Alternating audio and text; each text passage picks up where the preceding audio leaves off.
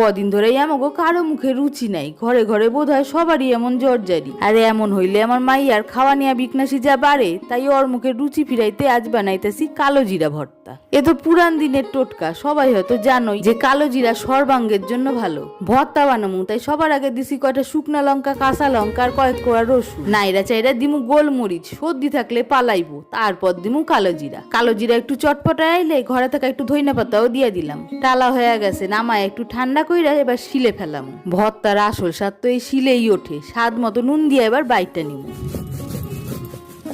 বাচ্চা থেকে বুড়া সবার জন্য উপকারী। আমার মাইয়া তো ঝাল খায়, তোমরা চাইলে ঝাল ছাড়া গোলমরিচ দিয়েও বাটতে পারো। বাটা শেষে একটু কাঁচা তেল ছড়ায় নিলেই তৈরি। কিন্তু এখানে এই ক্ষান্ত নাই। ওই যে ছোট্ট দিকে ঠাকমার পাশে বৈশা পাটা চাইটা খাওয়ানোর অভ্যাস, তাই গরম ভাত নিয়ে আইলো। এখানেই মাইখা খাওয়াই দইব। সত্যি কথা কই, এই স্বাদের ভাগ হইব না। এই দেখো পিছন দিয়ে আমার কর্তায় শেষে ভাগ বসাইলো।